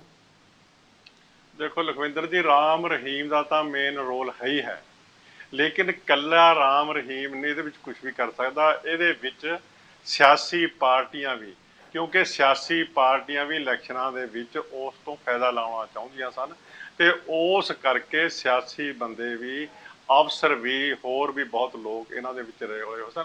ਦੇਖੋ ਰਾਮ ਰਹੀਮ ਤਾਂ ਪਹਿਲਾਂ ਹੀ, ਹੁਣ ਉਹਦੀ ਸਾਰੀ ਜ਼ਿੰਦਗੀ ਹੈ ਜਿਹੜੀ ਉਹ ਜੇਲ੍ਹ ਦੇ ਵਿੱਚ ਗੁਜ਼ਰਦੀ ਹੈ। ਸਰਕਾਰ ਉਹਨੂੰ ਫਿਰ ਵੀ ਉਹਨੂੰ VVIP ਜਿਹੜਾ ਟ੍ਰੀਟਮੈਂਟ ਦੇ ਕੇ ਕਦੇ ਉਹਨੂੰ 21 ਦਿਨ ਵਾਸਤੇ ਭੇਜ ਦਿੰਦਾ ਹੈ, ਕਦੇ 30 ਦਿਨਾਂ ਵਾਸਤੇ ਭੇਜ ਦਿੰਦਾ ਹੈ, ਪਰ ਕਦ ਤੱਕ ਉਹਨੂੰ ਬਚਾਊਗਾ? ਦੇਖੋ ਕੋਰਟਾਂ ਬੈਠੀਆਂ ਨੇ, ਕੱਲ੍ਹ ਨੂੰ ਕੋਰਟ ਦੇ ਵਿੱਚ ਕਿਸੇ ਨੇ ਸਜ਼ਾ ਪਾਤੀ ਪਟੀਸ਼ਨ ਵੀ ਇਹਨੂੰ ਮੁੜ ਕੇ ਜਿਹੜੀ ਹੈ ਪਰੋਲ ਕਿਉਂ ਦਿੱਤੀ ਜਾਂਦੀ ਹੈ, ਕੋਰਟ ਵੀ ਇਹਦੇ ਉੱਤੇ ਕਰੂਗੀ। ਪਰ ਸਰਕਾਰਾਂ ਨੂੰ ਵੀ ਚਾਹੀਦਾ ਇੱਦਾਂ ਦੇ ਦੋਸ਼ੀਆਂ ਨੂੰ, ਜਿਨ੍ਹਾਂ ਦੇ ਐਡੇ ਐਡੇ ਕ੍ਰਾਈਮ ਕੀਤੇ ਹੋਣ, ਜਿਹਨਾਂ ਨੂੰ ਉਮਰ ਕੈਦ ਕੀਤੀ ਹੋਵੇ, ਜਿਨ੍ਹਾਂ ਤੇ ਰੇਪ ਦੇ ਕੇਸ ਹੋਣ, ਜਿਨ੍ਹਾਂ ਤੇ ਮਰਡਰ ਦੇ ਕੇਸ, ਉਹਨਾਂ ਲੋਕਾਂ ਨੂੰ ਕਿਉਂ ਇਹ ਮੁੜ ਕੇ ਪਰੋਲ ਦੇ ਕੇ ਲੋਕਾਂ ਦੀ ਅੱਖਾਂ 'ਚ ਘੱਟਾ ਪਾਉਣਾ ਚਾਹੁੰਦੇ ਨੇ, ਸਿਰਫ ਵੋਟਾਂ ਵਾਸਤੇ? ਕਿ ਹੁਣ ਇਲੈਕਸ਼ਨਾਂ ਹੋਣੀਆਂ ਕਿ ਸਾਨੂੰ ਵੋਟਾਂ ਪੈ ਜਾਣਗੀਆਂ, ਲੇਕਿਨ ਹੁਣ ਲੋਕ ਉਹ ਪਹਿਲਾਂ ਸਿਆਣੇ ਰਹੇ। ਹੁਣ ਪੰਜਾਬ ਦੀ ਇਲੈਕਸ਼ਨ ਦੇ ਵਿੱਚ ਪਹਿਲਾਂ ਇਹਨੇ 21 ਦੀ ਪਰੋਲ ਦਿੱਤੀ, ਕੀ ਫਾਇਦਾ ਹੋਇਆ? ਜਿਨ੍ਹਾਂ ਨੇ ਪਰੋਲ ਦਿੱਤੀ ਉਹਨਾਂ ਨੂੰ ਸੀਟਾਂ ਕੱਖ ਵੀ ਨਹੀਂ ਆਈਆਂ, ਜ਼ਮਾਨਤਾਂ ਉਹਨਾਂ ਦੀ ਜ਼ਬਤ ਹੋ ਗਈਆਂ। ਇਸ ਲਈ ਸਰਕਾਰ ਨੂੰ ਵੀ ਚਾਹੀਦਾ ਹੈ ਕਿ ਇੱਦਾਂ ਦੇ ਜਿਹੜੇ ਗਲਤ ਬੰਦੇ ਨੇ ਉਹ ਸਰਾਖਾਂ ਦੇ ਪਿੱਛੇ ਹੀ ਰਹਿਣ, ਉਹਨਾਂ ਨੂੰ ਬਾਹਰ ਨਾ ਆਵੇ। ਜਦੋਂ ਸੁਪਰੀਮ ਕੋਰਟ ਨੇ ਫੈਸਲਾ ਦੇ ਕੇ ਉਹਨਾਂ ਨੂੰ ਦੋਸ਼ੀ ਕਰਾਰ ਦਿੱਤਾ, ਜੇਲ੍ਹ 'ਚ ਭੇਜਤਾ, ਉਹਨਾਂ ਦਾ ਪੈਂਡਾ ਛੱਡਣਾ, ਹੁਣ ਆਪਣੇ ਬਲਬੂਤੇ ਦੇ ਕੰਮ ਕਰਨ ਜੋ ਵੀ ਕਰਨ। ਜੀ ਬਿਲਕੁਲ ਬਿਲਕੁਲ ਸਰ। ਦੂਸਰੇ ਪਾਸੇ ਆਪਾਂ ਹੁਣ ਪੰਜਾਬ ਦੀ ਗੱਲ ਕਰੀਏ, ਪੰਜਾਬ ਦੀ ਸਿਆਸਤ ਦੀ ਗੱਲ ਕਰੀਏ, ਇੱਕ ਵੱਡਾ ਰਿਵਾਰਡ ਮਿਲਦਾ ਹੋਇਆ ਨਜ਼ਰ ਆ ਰਿਹਾ ਕੈਪਟਨ ਅਮਰਿੰਦਰ ਸਿੰਘ ਨੂੰ, ਜੋ ਕਿ ਵਿਦੇਸ਼ ਦੇ ਵਿੱਚ ਇਲਾਜ ਕਰਾਉਣ ਦੇ ਲਈ ਗਏ ਹੋਏ ਨੇ। ਲੇਕਿਨ ਚਰਚਾਵਾਂ ਇਹ ਨੇ ਕਿ NDA ਨੇ ਆਪਣਾ ਜੋ ਉਮੀਦਵਾਰਾਂ ਬਣਾਉਣ ਦਾ ਮਨ ਬਣਾ ਲਿਆ ਕਿ ਆਉਣ ਵਾਲੇ ਇਲੈਕਸ਼ਨ ਦੇ ਵਿੱਚ, ਜਿਹੜੀ ਕਿ 1 ਮਹੀਨੇ ਤੋਂ ਬਾਅਦ ਇਲੈਕਸ਼ਨ ਹੋਣੀ ਹੈਗੀ ਉਪ ਰਾਸ਼ਟਰਪਤੀ ਦੀ ਚੋਣ ਦੀ, ਉਸ ਦੇ ਵਿੱਚ ਆਪਦਾ ਉਮੀਦਵਾਰ ਐਲਾਨ ਸਕਦੇ ਨੇ। ਕਿਵੇਂ ਦੇਖ ਰਹੇ ਹੋ ਜੇਕਰ ਭਾਜਪਾ ਜੋ ਕਿ ਆਪਣਾ ਪੈਰ ਜਮਾਉਣਾ ਚਾਹੁੰਦੀ ਹੈ ਤੇ ਸਿੱਖ ਚਿਹਰੇ ਨੂੰ ਅੱਗੇ ਲਿਆਉਣਾ ਚਾਹੁੰਦੀ ਹੈ ਕਿ ਜੇਕਰ ਉਪ ਰਾਸ਼ਟਰਪਤੀ ਦੀ ਇਹਨੂੰ ਆਪਣਾ ਉਮੀਦਵਾਰ ਬਣਾਉਂਦੇ ਨੇ ਤੇ ਜਿੱਥੇ ਕਿ ਲਗਭਗ ਉਪ ਰਾਸ਼ਟਰਪਤੀ ਬਣਨਾ ਤੈਅ ਹੋ ਜਾਵੇਗਾ, ਕਿ ਇਸ ਦਾ ਫਾਇਦਾ 2024 ਦੇ ਇਲੈਕਸ਼ਨਾਂ ਦੇ ਵਿੱਚ ਭਾਜਪਾ ਨੂੰ ਹੋ ਸਕਦਾ ਹੈ? ਲਖਵਿੰਦਰ ਜੀ, ਭਾਜਪਾ ਦੇ ਕੋਲ ਫੁੱਲ ਮੈਜੋਰਟੀ ਹੈ। ਉਹ ਜਿਹਨੂੰ ਮਰਜ਼ੀ ਰਾਸ਼ਟਰਪਤੀ ਬਣਾ ਦੇਣ, ਉਹਨਾਂ ਨੇ ਮੁਰਮੂ ਜੀ ਦਾ ਨਾਂ ਰਾਸ਼ਟਰਪਤੀ ਬਣਾਉਣਾ ਤਕਰੀਬਨ ਉਹ ਤੈਅ ਹੈ। ਦੂਜੀ ਗੱਲ ਰਹੀ ਉਪ ਰਾਸ਼ਟਰਪਤੀ ਵਾਸਤੇ, ਉਹਦੀ ਇਲੈਕਸ਼ਨ ਅਗਸਤ ਵਿੱਚ ਹੋਣੀ, ਕਿਉਂਕਿ ਭਾਰਤੀ ਜਨਤਾ ਪਾਰਟੀ ਘੱਟ ਗਿਣਤੀ ਫਿਰਕਿਆਂ ਦੇ ਵਿੱਚੋਂ ਉਪ ਰਾਸ਼ਟਰਪਤੀ ਲੈਣਾ ਚਾਹੁੰਦੀ ਹੈ। ਮੁਸਲਿਮ ਭਾਈਚਾਰੇ ਦੇ ਨਾਲ ਭਾਰਤੀ ਜਨਤਾ ਪਾਰਟੀ ਦੀ ਦਾਲ ਨਹੀਂ ਗਲਦੀ, ਕਿਉਂਕਿ ਉਹਨਾਂ ਦਾ ਜਿਹੜਾ ਆਪਸ ਦਾ ਇੱਟ ਕੁੱਤੇ ਵਾਲਾ ਜਿੱਦਾਂ ਬੈਰ ਹੁੰਦਾ, ਉਹ ਬੈਰ ਆ। ਥਾਂ ਥਾਂ ਦੇ ਉੱਤੇ ਉਹਨਾਂ ਦੇ ਨਾਲ ਵਿਰੋਧ ਚੱਲ ਰਹੇ ਨੇ। ਇਸ ਲਈ ਇਹਨਾਂ ਨੂੰ ਇੱਕੇ ਇੱਕ ਚਿਹਰਾ ਕੈਪਟਨ ਅਮਰਿੰਦਰ ਸਿੰਘ ਦੇ ਰੂਪ ਦੇ ਵਿੱਚ ਨਜ਼ਰ ਆਇਆ, ਜਿਹੜਾ ਕਿ ਪਹਿਲਾਂ ਵੀ ਚੰਗੇ ਅਹੁਦਿਆਂ ਦੇ ਉੱਤੇ ਰਹਿ ਚੁੱਕਿਆ ਤੇ ਖਾਨਦਾਨ ਮਹਾਰਾਜਾ ਨਾਲ ਸੰਬੰਧ ਹੈ, ਜਿਹਨੇ ਕਿ ਕਾਂਗਰਸ ਦੀ ਜਿਹੜੀ ਬੇੜੀ ਇਹ ਵੀ ਹੋ ਸਕਦਾ ਵੀ ਪੰਜਾਬ ਦੇ ਵਿੱਚ ਇਹ ਚਿਹਰਾ ਲੈ ਕੇ ਹੁਣ ਅੱਗੇ ਪੰਜਾਬ ਦੀ ਰਾਜਨੀਤੀ ਚੋਂ, ਕਿਉਂਕਿ ਸਿੱਖ ਚਿਹਰਾ ਨੇਗੇ, ਤੇ ਦੂਸਰਾ ਪੰਜਾਬ ਦੇ ਵਿੱਚ ਵੀ ਪੈਰ ਜਮਾਉਣਾ ਚਾਹੁੰਦੀ ਹੈਗੀ ਤੇ ਦਿਖਾਉਣਾ ਚਾਹੁੰਦੀ ਹੈਗੀ ਭਾਰਤੀ ਜਨਤਾ ਪਾਰਟੀ ਵੀ, ਦੇਖੋ ਅਸੀਂ ਮਾਈਨੋਰਟੀਜ਼ ਨੂੰ ਅੱਗੇ ਲਿਆਉਣ ਦੀ ਕੋਸ਼ਿਸ਼ ਕਰ ਰਹੇ ਹਾਂ, ਅਸੀਂ ਸਿੱਖਾਂ ਦੇ ਨਾਲ ਹਮਦਰਦੀ ਕਰਦੇ ਹਾਂ। ਪਿਛਲੇ ਦਿਨੀ ਜਿਹੜਾ ਆਪਾਂ ਕਹੀਏ ਸ਼ਹੀਦੀ ਦਿਹਾੜੇ ਵੀ ਮਨਾਏ ਗਏ ਨੇ, ਦਿੱਲੀ ਦੇ ਵਿੱਚ ਸ਼ਿਰਕਤ ਕੀਤੀ ਗਈ ਸੀ ਪ੍ਰਧਾਨ ਮੰਤਰੀ ਸਾਹਿਬ ਵੱਲੋਂ ਵੀ ਉਹਨਾਂ ਸਾਰੇ ਸਮਾਗਮਾਂ ਦੇ ਵਿੱਚ, ਕਿ ਇਹ ਵੀ ਇੱਕ ਦਾ ਖੇਡਿਆ ਜਾ ਸਕਦਾ, ਕਿਉਂਕਿ ਪੰਜਾਬ ਦੇ ਲੋਕਾਂ ਨੇ ਅਜੇ ਤੱਕ ਭਾਰਤੀ ਜਨਤਾ ਪਾਰਟੀ ਨੂੰ ਨਕਾਰ ਕੇ ਰੱਖਿਆ ਵੀ ਇੱਕ ਇਹ ਵੀ ਪੈਂਤਰਾ ਹੋ ਸਕਦਾ ਜੋ 2024 ਦੇ ਇਲੈਕਸ਼ਨ ਦੇ ਲਈ। ਲਖਵਿੰਦਰ ਜੀ, ਭਾਰਤੀ ਜਨਤਾ ਪਾਰਟੀ ਹਰ ਹੀਲਾ ਵਰਤੇਗੀ, ਹਰ ਸਿੱਖ ਚਿਹਰੇ ਨੂੰ ਵਰਤੇਗੀ, ਹਰ ਬੁੱਧੀਜੀਵੀ ਜਿਹਦੀ ਕੋਈ ਸਮਾਜ ਦੇ ਵਿੱਚ ਡਿਗਨਿਟੀ ਹੈ ਉਹਨੂੰ ਵਰਤ ਕੇ ਉਹ ਕੁਛ ਨਾ ਕੁਛ ਕਰਨਾ ਚਾਹੁੰਦੀ ਹੈ। ਆਪਾਂ ਇਹ ਵਿਧਾਨ ਸਭਾ ਦੀ ਜਿਮਨੀ ਚੋਣ ਵਿੱਚ ਦੇਖ ਲਿਆ, ਅੱਜ 9% ਵੋਟਾਂ ਦੇ ਉੱਤੇ ਭਾਰਤੀ ਜਨਤਾ ਪਾਰਟੀ ਪਹੁੰਚ ਚੁੱਕੀ ਹੈ। ਜਿਹੜੀ ਸ਼੍ਰੋਮਣੀ ਅਕਾਲੀ ਦਲ ਆਪਣੇ ਆਪ ਨੂੰ ਵੱਡੀ ਪਾਰਟੀ, ਬੜਾ ਭਾਈ ਸਮਝਦੀ, ਉਹ 6% ਦੇ ਉੱਤੇ ਆ ਗਈ ਹੈ। ਤੇ ਚਾਹੇ ਇਹਨਾਂ ਨੂੰ ਸੀਟ ਹਾਰ ਗਏ ਨੇ, ਲੇਕਿਨ ਇਹਨਾਂ ਦੀ ਜੇ ਪਰਸੈਂਟੇਜ ਦੇਖਿਆ ਜਾਵੇ ਉਹਦੇ ਵਿੱਚ ਇਹਨਾਂ ਨੇ ਪੰਜਾਬ ਦੇ ਵਿੱਚ ਵੀ ਪਰਸੈਂਟੇਜ ਵਧਾਈ ਹੈ। ਇਹਦਾ ਕਾਰਨ ਕੀ ਹੈ? ਕਿਉਂਕਿ ਜਿਹੜੇ ਸਿੱਖ ਚਿਹਰੇ ਇਹਨਾਂ ਨੇ ਲਏ ਨੇ ਉਹਨਾਂ ਦਾ ਆਪਣਾ ਵੀ ਵਜੂਦ ਹੈ। ਜਿੱਦਾਂ ਉੱਥੋਂ ਕੇਵਲ ਸਿੰਘ ਖੜਿਆ ਸੀ, ਕੇਵਲ ਸਿੰਘ ਦੀ 15-20-30 ਹਜ਼ਾਰ ਵੋਟ ਦੀ ਆਪਣੀ ਵੀ ਹੋਊਗੀ, ਪਾਰਟੀ ਦੀ ਵੋਟ ਵੀ ਹੋਊਗੀ। ਇਸ ਤਰ੍ਹਾਂ ਹੀ ਇਹ ਜਿਹੜਾ ਹੈ ਕੈਪਟਨ ਅਮਰਿੰਦਰ ਸਿੰਘ ਜੀ ਨੂੰ ਉਪ ਰਾਸ਼ਟਰਪਤੀ ਬਣਾ ਕੇ ਪੂਰੇ ਹਿੰਦੁਸਤਾਨ ਦੇ ਵਿੱਚ, ਕਿਉਂਕਿ ਹਿੰਦੁਸਤਾਨ ਦੇ ਵਿੱਚ ਸਿੱਖ ਚਿਹਰਾ ਲੋਕਾਂ ਨੂੰ, ਪੰਜਾਬ ਦੇ ਵਿੱਚ ਤਾਂ ਆਪਾਂ ਜਾਣਦੇ ਹਾਂ ਕੈਪਟਨ ਅਮਰਿੰਦਰ ਸਿੰਘ ਜੀ ਦੀ ਕੀ ਕਾਰਗੁਜ਼ਾਰੀ ਹੈ, ਪਰ ਕੈਪਟਨ ਅਮਰਿੰਦਰ ਸਿੰਘ ਦਾ ਇੱਕ ਤਾਂ ਸਟੈਂਡ ਰਿਹਾ, ਜੋ ਉਹ ਸਟੈਂਡ ਲੈਂਦਾ, ਜਦੋਂ ਪਾਣੀਆਂ ਦਾ ਸਟੈਂਡ ਸੀ, ਆਪਣੀ ਸਰਕਾਰ ਦੇ ਖਿਲਾਫ ਹੀ ਮਤਾ ਪਾ ਕੇ ਉਹਨੇ ਉਹ ਸਰਕਾਰ ਨੂੰ ਕੀਤਾ ਸੀ। ਫਿਰ ਜਦੋਂ ਅਕਾਲੀ ਦਲ ਦੇ ਵਿੱਚ ਸੀਗਾ, ਉਦੋਂ ਬਲੈਕ ਥੰਡਰ ਦੇ ਵਿੱਚ ਮੰਤਰੀ ਤੋਂ ਅਸਤੀਫਾ ਦੇ ਦਿੱਤਾ ਸੀ। ਹੁਣ ਜਦੋਂ ਕਿ ਉਹ ਵਿਦੇਸ਼ ਦੇ ਵਿੱਚ ਇਲਾਜ ਕਰਾਉਣ ਵਾਸਤੇ ਗਏ ਨੇ, ਉੱਥੇ ਜਿਹੜਾ ਇਹਨਾਂ ਨੇ ਫੌਜੀ ਭਰਤੀ ਬਾਰੇ ਕਿ ਅਸੀਂ ਇਹਨੂੰ ਵੀ ਕੰਡੈਮ ਕੀਤਾ ਕਿ ਕਦੇ ਠੇਕੇ ਦੇ ਉੱਤੇ ਭਰਤੀ, ਇੱਕ ਜੁਰਤ ਆ ਉਸ ਇਨਸਾਨ ਵਿੱਚ ਹੈ, ਉਹ ਖੜ ਸਕਦਾ। ਲੇਕਿਨ ਜੇ ਉਹਨੂੰ ਕਹੀਏ ਕਿ ਉਹਨੂੰ ਡਿਪਟੀ ਉਪ ਰਾਸ਼ਟਰਪਤੀ ਬਣਾ ਕੇ ਪੰਜਾਬ ਦੇ ਲੋਕਾਂ ਦੀਆਂ ਵੋਟਾਂ ਉਹ ਹਾਸਲ ਕਰਨਗੇ, ਕਿ ਪੰਜਾਬ ਦੇ ਲੋਕ ਨੇ ਜਿਹੜੇ ਪੰਜਾਬੀ ਖਾਸ ਕਰਕੇ ਭਾਰਤੀ ਜਨਤਾ ਪਾਰਟੀ ਤੋਂ ਬਹੁਤ ਦੂਰ ਜਾ ਚੁੱਕੇ ਨੇ, ਕਿਉਂਕਿ ਪੰਜਾਬੀਆਂ ਨੇ ਦੇਖਿਆ ਕਿ ਭਾਰਤੀ ਜਨਤਾ ਪਾਰਟੀ ਦਾ ਜੋ ਰੁਖ ਹੈ ਉਹ ਪੰਜਾਬ ਦੀ ਕਿਸਾਨੀ ਲਈ, ਕਿਉਂਕਿ ਵੱਧ ਖਿੱਤਾ ਜਿਹੜਾ ਹੈ ਕਿਸਾਨੀ ਦਾ ਹੀ ਹੈ। 70% ਲੋਕ ਪਿੰਡਾਂ ਵਿੱਚ ਰਹਿੰਦੇ ਨੇ। ਇਹ ਜਿਹੜੇ ਵੱਡੇ ਵੱਡੇ ਲੀਡਰ ਨੇ, ਚੱਲੇ ਹੋਏ ਕਾਰਤੂਸ ਨੇ, ਛੱਡ ਕੇ ਪਾਰਟੀਆਂ ਉਧਰ ਭਾਰਤੀ ਜਨਤਾ ਪਾਰਟੀ ਵੀ ਜਾ ਰਹੇ ਨੇ। ਇਹਨਾਂ ਦਾ ਵਜੂਦ ਓਨਾ ਕੀ ਹੋਊਗਾ, 5-10 ਹਜ਼ਾਰ ਵੋਟਾਂ ਤੱਕ ਇਹ ਸਿਮਟ ਕੇ ਬਹਿ ਜਾਣਗੇ। ਲੇਕਿਨ ਦੂਜਾ ਜਿਹੜਾ ਕੈਪਟਨ ਅਮਰਿੰਦਰ ਸਿੰਘ ਨੇ ਜਿਹੜੀ ਆਪਣੀ ਲੋਕ ਦਲ ਕਾਂਗਰਸ ਬਣਾਈ ਸੀ, ਉਹਦੇ ਵਿੱਚ ਉਹਨੇ ਆਪਣੀ ਰੱਦ ਕਰਤੀ ਹੈ। ਰੱਦ ਕਰਕੇ ਉਹਨਾਂ ਨੇ ਸਿੱਧੀ ਜਿਹੜੀ ਸ਼ਮੂਲੀਅਤ ਹੈ ਭਾਰਤੀ ਜਨਤਾ ਪਾਰਟੀ ਵਿੱਚ ਕੀਤੀ ਹੈ। ਜਿੰਨੇ ਇਹਨਾਂ ਦੇ ਸਾਥੀ ਸੀ ਕੈਪਟਨ ਅਮਰਿੰਦਰ ਦੇ, ਉਹਨਾਂ ਨੇ ਲੋਕ ਦਲ ਵਿੱਚ ਸ਼ਮੂਲੀਅਤ ਨਹੀਂ ਸੀ ਕੀਤੀ, ਉਹਨਾਂ ਨੇ ਸਿੱਧੀ ਭਾਰਤੀ ਜਨਤਾ ਪਾਰਟੀ ਵਿੱਚ ਕੀਤੀ। ਹੁਣ ਆਪ ਵੀ ਇਹਨਾਂ ਨੇ ਭਾਰਤੀ ਜਨਤਾ ਪਾਰਟੀ ਦੇ ਵਿੱਚ ਸ਼ਮੂਲੀਅਤ ਕਰਕੇ ਇਹਨਾਂ ਨੂੰ ਕੁਛ ਨਜ਼ਰ ਆਇਆ, ਕਿਉਂਕਿ ਉਹ ਆਰਾਮ ਪ੍ਰਸਤ ਨੇਤਾ ਨੇ। ਤੁਸੀਂ ਦੇਖਿਆ ਪਿੱਛੇ ਬੈਠੇ ਰਹਿੰਦੇ ਨੇ, ਕਿਉਂਕਿ ਕਿਆ ਸੁਲਤਾਨ ਸਲਾਮ ਹੋਣਾ, ਉਹ ਸੁਲਤਾਨ ਸਲਾਮ ਚਾਹੁੰਦਾ ਹੈ। ਉਹ 5 ਸਾਲ ਦੀ ਜ਼ਿੰਦਗੀ ਜੇ ਉਹਨੂੰ ਉਪ ਰਾਸ਼ਟਰਪਤੀ ਬਣਦਾ, ਉਹ ਆਪਣਾ ਰਾਸ਼ਟਰਪਤੀ ਭਵਨ ਦੇ ਵਿੱਚ ਵਧੀਆ ਕੱਟਣਗੇ, ਲੇਕਿਨ ਮੈਨੂੰ ਕੋਈ ਖਾਸ ਫਾਇਦਾ ਭਾਰਤੀ ਜਨਤਾ ਪਾਰਟੀ ਨੂੰ ਹੋਣ ਵਾਲਾ ਨਹੀਂ। ਇੱਕ ਚਿਹਰਾ ਦਿਖਾਉਣ ਵਾਸਤੇ ਅਖਬਾਰਾਂ ਵਿੱਚ, ਮੀਡੀਆ ਵਿੱਚ ਮਹਾਰਾਜਾ ਕੈਪਟਨ ਅਮਰਿੰਦਰ ਸਿੰਘ ਉਹ ਦਿਖਾਉਣ ਵਾਸਤੇ ਇੱਕ ਬਹੁਤ ਵਧੀਆ ਰਹੂਗਾ, ਲੇਕਿਨ ਕੋਈ ਫਾਇਦਾ ਵੱਡਾ ਨਜ਼ਰ ਨਹੀਂ ਆਉਂਦਾ। ਪਰ ਹਾਂ, ਸਿੱਖਾਂ ਦਾ ਨਾਂ ਇੱਕ ਪੂਰੀ ਦੁਨੀਆ ਦੇ ਵਿੱਚ ਜਿਹੜੇ ਵਿਦੇਸ਼ਾਂ ਦੇ ਵਿੱਚ ਬੈਠੇ ਇਹ ਕਹਿਣਗੇ, ਬਾਣ ਨਾਲ ਇਹੀ ਗੱਲ ਕਹਿੰਦੇ ਵੀ ਸਾਡਾ ਉਪ ਰਾਸ਼ਟਰਪਤੀ ਸਿੱਖ ਹੈ, ਚਾਹੇ ਕੁਝ ਕਰੇ ਚਾਹੇ ਨਾ ਕਰੇ। ਆਪਣਾ ਰਾਸ਼ਟਰਪਤੀ ਤਾਂ ਗਿਆਨੀ ਜੈਲ ਸਿੰਘ ਵੀ ਸੀ, ਉਹਦੇ ਹੁੰਦੇ ਜਿਹੜਾ ਸੀਗਾ ਦਿੱਲੀ ਦਾ ਉਹ ਹੋਇਆ ਸੀ, ਉਸ ਟਾਈਮ ਸਿੱਖਾਂ ਦੇ ਗਲਾਂ ਦੇ ਵਿੱਚ ਟਾਇਰ ਪਾ ਪਾ ਕੇ ਸਾੜਿਆ ਗਿਆ ਸੀ। ਉਹ ਰਾਸ਼ਟਰਪਤੀ ਹੁੰਦੇ ਹੋਏ ਵੀ ਸਿੱਖਾਂ ਦੇ ਉਹ ਕਤਲੇਆਮ ਨੂੰ ਰੋਕ ਨਹੀਂ ਸਕੇ। ਮੈਂ ਉਸ ਟਾਈਮ ਦਿੱਲੀ ਦੇ ਵਿੱਚ ਸੀਗਾ, ਮੈਂ ਸਾਰਾ ਹਾਲ ਇਹਦਾ ਅੱਖੀਂ ਦੇਖਿਆ। ਤੇ ਮੈਂ ਉੱਥੇ ਜਿਹੜਾ ਠਹਿਰਿਆ ਹੋਇਆ ਸੀ ਤਾਂ ਤਰਲੋਚਨ ਸਿੰਘ ਉਹਨਾਂ ਦੇ OSD ਹੁੰਦੇ ਸੀ, ਜਿਹੜੇ ਅੱਜ ਕੱਲ੍ਹ ਮੈਂਬਰ ਪਾਰਲੀਮੈਂਟ ਨੇ। ਉਹ ਜਿੱਥੇ ਅਸੀਂ ਠਹਿਰੇ ਹੋਏ ਸੀ, ਅਸੀਂ ਅਜਮਲ ਖਾਂ ਪਾਰਕ ਦੇ ਵਿੱਚ, ਇਹ 127 ਕੋਠੇ, ਉੱਥੋਂ ਫੋਨ ਕੀਤਾ ਤਰਲੋਚਨ ਸਿੰਘ ਨੂੰ, ਉਸ ਬੰਦੇ ਨੇ, ਸਰਦਾਰ ਮਹਿਤਾਬ ਸਿੰਘ ਜੀ ਨੇ, ਵੀ ਇਦਾਂ ਕਰਕੇ ਸਿੱਖਾਂ ਨਾਲ ਹੋ ਰਿਹਾ, ਰਾਸ਼ਟਰਪਤੀ ਜੀ ਨੂੰ ਕਹੋ ਕੁਝ। ਉਹ ਕਹਿੰਦਾ ਰਾਸ਼ਟਰਪਤੀ ਜੀ ਨੂੰ ਤਾਂ 에ਅਰਪੋਰਟ ਤੇ ਆਪ ਧੱਕੇ ਵੱਜ ਰਹੇ ਨੇ, ਉਹਨਾਂ ਨੂੰ ਤਾਂ ਆਪਣੀ ਜਾਨ ਬਚਾਉਣੀ ਔਖੀ ਹੋਈ ਹੈ, ਤੁਸੀਂ ਆਪਣੀ ਜਾਨ ਆਪ ਬਚਾਓ। ਇੱਕ ਸਿੱਖ ਰਾਸ਼ਟਰਪਤੀ ਹੁੰਦੇ ਉਸ ਟਾਈਮ ਸਿੱਖਾਂ ਦਾ ਕੁਛ ਨਹੀਂ ਸੀ ਸੰਭਾਲ ਸਕਦਾ। ਜੇ ਉਹ ਉਸੇ ਟਾਈਮ ਫੌਜੀ ਰਾਜ ਕਰ ਦਿੰਦਾ, ਮਿਲਟਰੀ ਲਿਆਂਦਾ, ਇੱਕ ਵੀ ਸਿੱਖ ਦੀ ਜਾਨ ਨਹੀਂ ਸੀ ਜਾਂਦੀ। ਪਰ ਇਕੱਲੇ ਸਿੱਖ ਪੱਗ ਬੰਨ ਕੇ ਸਿੱਖ ਨਹੀਂ ਬਣ ਜਾਂਦਾ, ਜਾਂ ਦਾੜੀ ਰੱਖ ਕੇ ਸਿੱਖ। ਸਿੱਖੀ ਜਜ਼ਬਾ, ਸਿੱਖੀ ਵੀ ਅੰਦਰ ਹੋਣੀ ਚਾਹੀਦੀ ਹੈ। ਜੋ ਮਜ਼ਲੂਮ ਨਾਲ ਧੱਕਾ ਹੁੰਦਾ ਹੋ ਉੱਥੇ ਆਪਣਾ ਆਪ ਵਾਰ ਦੇਵੇ। ਇਹ ਜੋ ਰੁਤਬੇ ਨੇ, ਕੁਰਸੀਆਂ ਤਾਂ ਆਉਣ ਵਾਲੀ ਚੀਜ਼ ਨੇ। ਉਹ ਕਿੱਥੇ ਗਏ ਬੜੇ ਬੜੇ ਬਾਦਸ਼ਾਹ ਜਿਨ੍ਹਾਂ ਦੇ ਦੁਨੀਆ ਤੇ ਛਤਰ ਚੱਲਦੇ ਸੀ, ਉਹਨਾਂ ਦਾ ਨਾਂ ਨਿਸ਼ਾਨ ਵੀ ਨਹੀਂ। ਇਸ ਲਈ ਹਮੇਸ਼ਾ ਆਪਣੇ ਕਿਰਦਾਰ ਤੇ ਕਾਇਮ ਰਹੋ। ਜੇ ਤੁਹਾਨੂੰ ਕੋਈ ਪ੍ਰਮਾਤਮਾ ਸੇਵਾ ਬਲ ਬੁੱਧ ਬਖਸ਼ਦਾ, ਕੋਈ ਅਹੁਦਾ ਬਖਸ਼ਦਾ, ਉਹਦਾ ਪੂਰਾ ਲਾਭ ਲਓ। ਕੁਰਸੀ ਨਾਲ ਚਿੰਬੜ ਕੇ ਨਹੀਂ ਬੈਠਣਾ। ਚੰਗੀ ਗੱਲ ਹੈ ਜੇ ਉਪ ਰਾਸ਼ਟਰਪਤੀ ਬਣਦੇ ਨੇ, ਬਣ ਕੇ ਪੰਜਾਬ ਦੇ ਹਿੱਤ ਲਈ, ਪੰਜਾਬੀਆਂ ਦੇ ਹਿੱਤ ਲਈ, ਸਿੱਖਾਂ ਦੇ ਹਿੱਤ ਲਈ, ਇਨਸਾਨੀ ਹਿੱਤ ਲਈ ਕਰ, ਚੰਗੀ ਗੱਲ ਹੋਵੇ। ਬਿਲਕੁਲ ਜੀ, ਬਿਲਕੁਲ।